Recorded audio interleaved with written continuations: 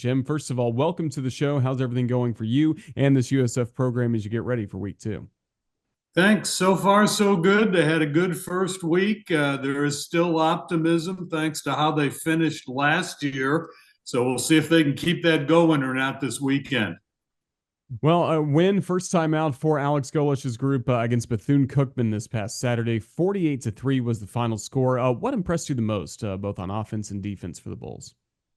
Well, we've seen enough of those FBS versus FCF games go haywire, and either it's a monumental upset or it's a game much closer than anybody anticipated.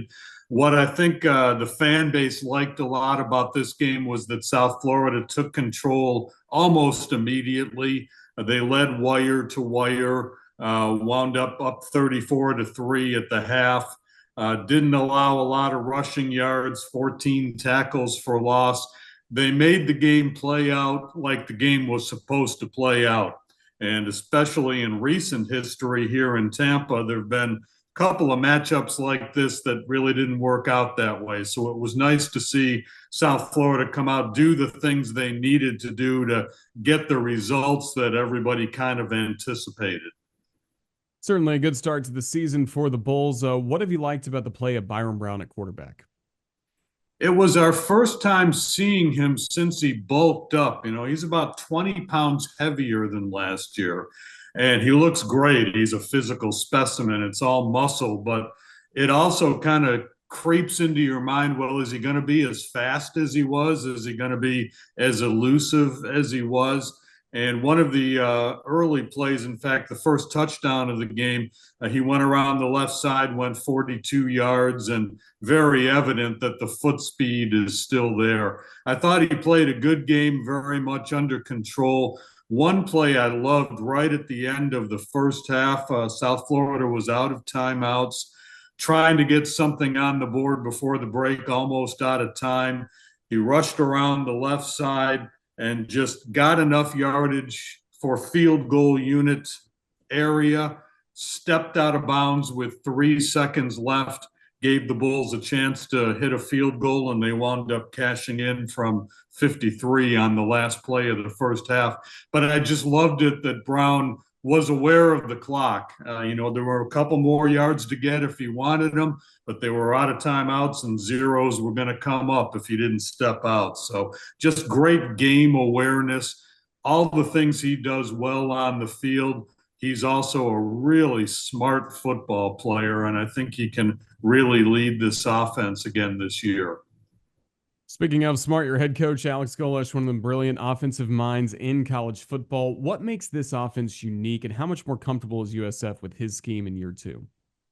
Well, second year, I think you're going to see a step up. They did some really great things last year, but they weren't very consistent. New guys learning the offense, new coaching staff, all the things you go through when you have a turnover in the staff like that.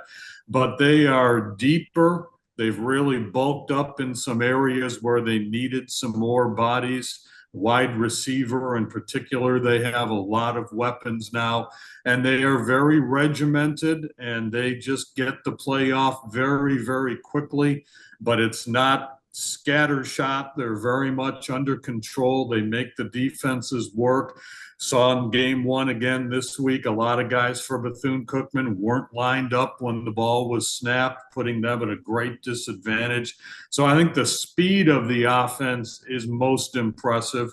I think in week 2, you'll see a lot more diversity in the offense. They were run-based in week 1. I don't think that's an accident, trying to keep stuff off tape against Bethune-Cookman.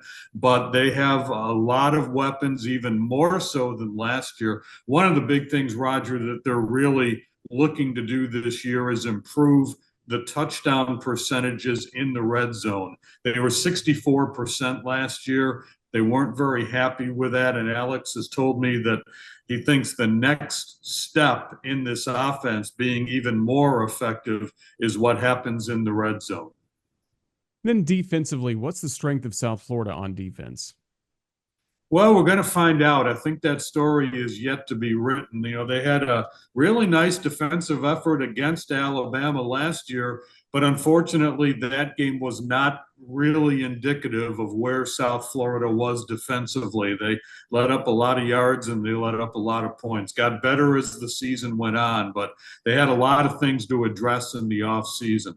The defensive line will be important to watch. They had a very good day against Bethune-Cookman, but obviously things change a lot in week 2 here. They didn't get much of a pass rush last year, and that really put pressure on the back 7 and led to a lot of problems really up and down the line defensively.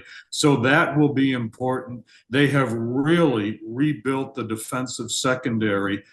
Yesterday's game, week 1, defensive secondary featured 0 starting players that were on the team last year.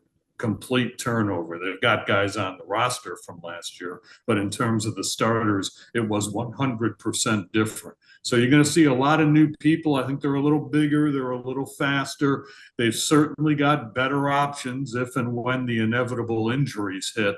But we'll see, what the story is. The defense is if that gets better and gets to the level of the offense, they're going to have a really nice year.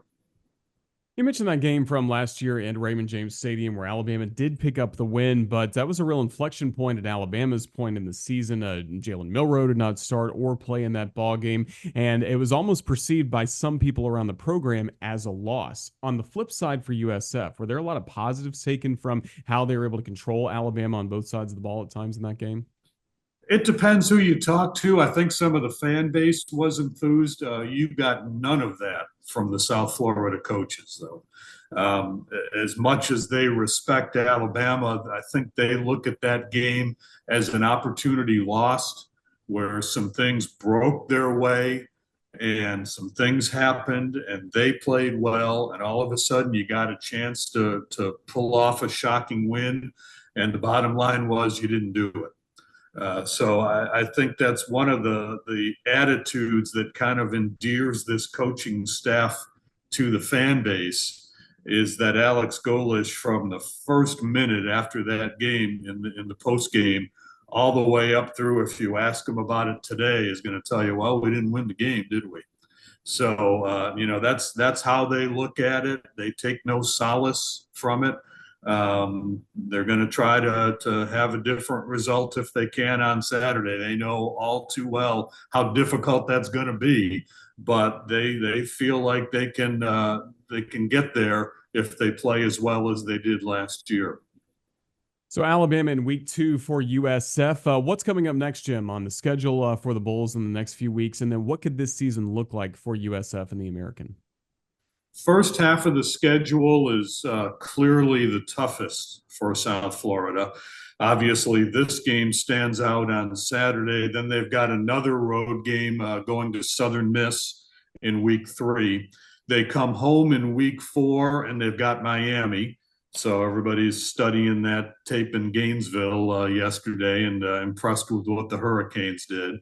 And then after that, it's back on the road to Tulane, which is going to be one of the tougher games in the American. So you got 3 out of your first 5 on the road and some really, really good opponents in there. And after that, they've got a matchup on a Friday night against Memphis looming, and that's going to have big ramifications in the American. So these first handful of games with a lot on the road and a lot of really quality opponents make this a really important stretch for South Florida.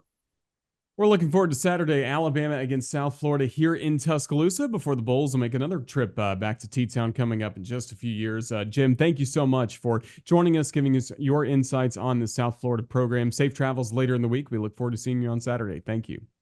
Thanks, Roger. We'll see you this weekend.